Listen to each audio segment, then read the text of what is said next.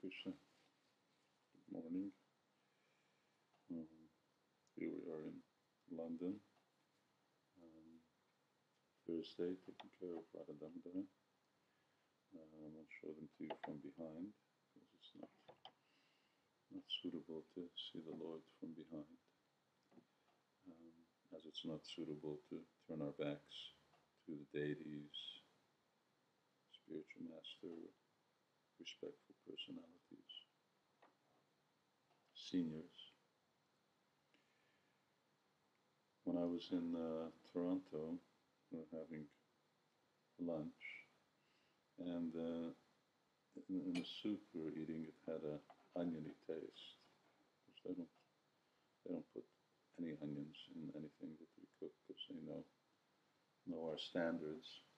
But still, there was some kind of flavoring, and I could taste it, so I wouldn't eat the soup. And then my aunt Aggie, she said, "Peter, you don't know what it's like to go hungry. If you knew what it was like to go hungry, then you wouldn't refuse that just because it has the wrong taste." I replied, "You're right. I don't know what it's like to go hungry. Fortunately, I've never been in that type of situation, and uh, and our religion is a kitchen religion. It not only feeds its members well, but it makes a religion out of actually distributing offered food, spiritual food, and so generally our hunger is not one of our problems. Of course, that's not to say that Vaishnavas are never hungry, and that's not to say that we're not going to go hungry. But as far as things are concerned at present, that's certainly not the situation. And they know. They knew. My aunt knew what it was like to be hungry during the war in Budapest, and then on top of that, my mother had a even more serious and drastic experience in a concentration camp. If you want to know conditions about that, you can just sort of read it up on Google.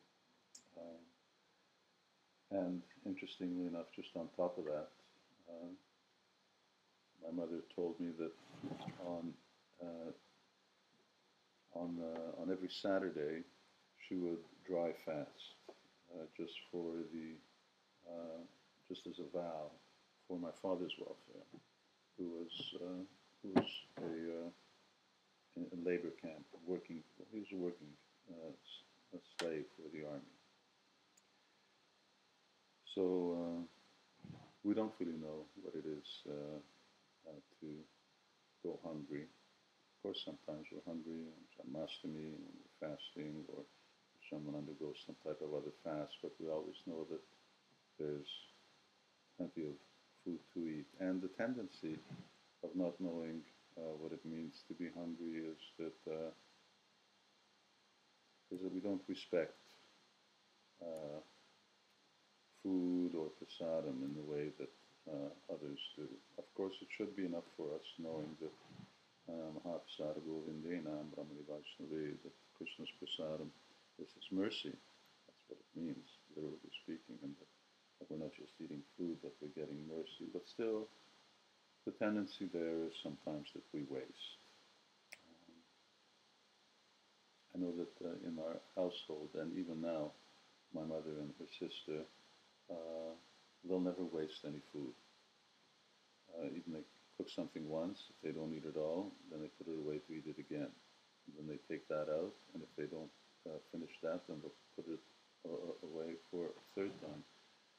And so even when I'm with them, or even when I remember when being at home, when sometimes question asked, well, what are we going to have for lunch? Then inevitably the answer would be, well, we'll have the leftovers. and they never, even now, although they certainly don't have any cause for eating leftovers,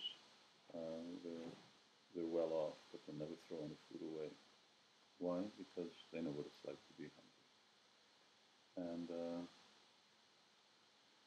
someone, it may have been my grandparents or my father. I remember when I was a very bad eater, more or less before coming to Krishna consciousness. I was a very bad eater, and then to everyone's surprise, once I joined Krishna consciousness, I became a very good eater.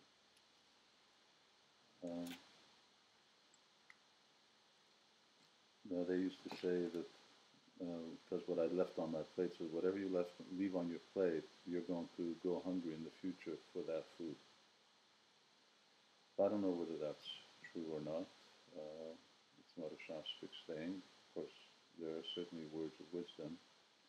But if the same holds true for prasadam, then it'll even be more compounded, because wasting prasadam and throwing it out is certainly an offense, throwing out Krishna's mercy.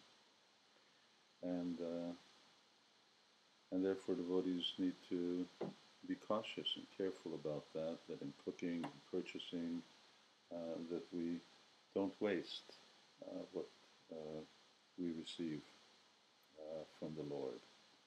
And we take Ishavasamidam Sarvam Yakkinchak Jagatam Jagat.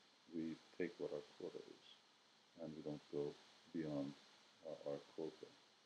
If we live like that, then Upanishad says one can hope to live for a long time. So, meaning that one can expect that one will get the best out of this material world, and will be, as it says further, free from karma and karmic reaction if one doesn't encroach on someone else's karma. It's an important thing to keep in mind. Here is Radha Ki Jai. And today, I just saw on BBC an article, and it said half of the world's food is thrown out. And the article outlines that due to bad transportation, bad storage, overbuying, and waste, Europe and America, of course, the main criminals of most excesses nowadays, throw away half the food produced in the world. So when we consider that there's 1 billion people, or 15% of the world's population, that goes hungry. Hungry means either malnutrition or they just don't have enough to eat. It's obvious that there's more than enough to satisfy everyone's needs. Not more than enough to satisfy everyone's wants or desires, but certainly enough to satisfy everyone's needs. And causing this type of imbalance, in other words, making others maybe suffering as a result of our misdeeds, that will even make our future look more bleak. So I don't know what it's like to be hungry. Perhaps I'll find out. Perhaps I won't. That'll be up to Krishna. But I hope that I can live in such a way and honor the resources that Krishna's given and the good life that he's given, to just take the basic necessities and not go beyond that, not waste either food or the other resources that are given by the Lord, living according to our quota. And at least by that, we can set an example. We're not the only ones who think like this. There are many people, both religious and not religious, who recognize that the waste, the consumer mentality, and the excesses of the West are not only spiritually and morally wrong, but they're causing suffering and a bad example. a bad example for future generations, a bad lifestyle where everyone is, well, they use this word spoiled. The people are really spoiled.